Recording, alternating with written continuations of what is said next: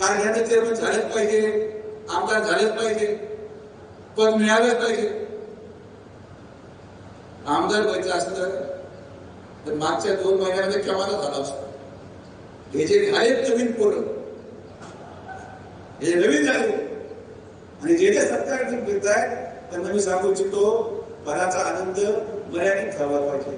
तुम्ही ज्या पदाचा आनंद आज घेताय हे पद आम्ही सोडून दिलेले पद आहेत, हे पण तुम्हाला आमच्या स्वार्थ पदासाठी नाही, आम्हाला सत्तेसाठी पदाची गरज नाही, आम्हाला सभा देण्यासाठी पदाची गरज नाही. आणि नुसतं गावात फिरलो तरी लोक आत्महत्या घेतात. ही आत्महत्या विखे पाटील परिवाराबद्दल लोकांनी ती आत्महत्या गेल्या 50 वर्षाच्या त्यामध्ये आम्ही करू. त्यामुळे फार भारावून जाऊ नका. पद यायला जायला वेळ लागत नाही. मी जिवंत उदाहरण. पण आलं काय आणि गेलं काय, किती वेळ लागला.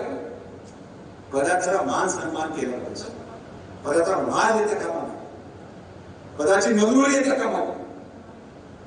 पदाचा मान सन्मान करा. मिळालेला पदाचा वापर समाज कल्याणासाठी केला तर आनंद आहे. जर त्याचा दुरुपयोग केला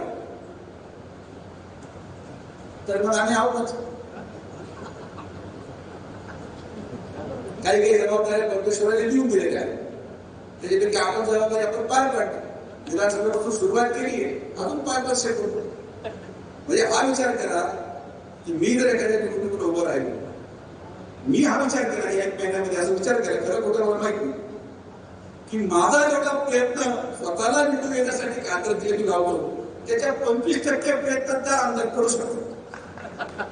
हा जास्त मेहनत करायची गरज नाही.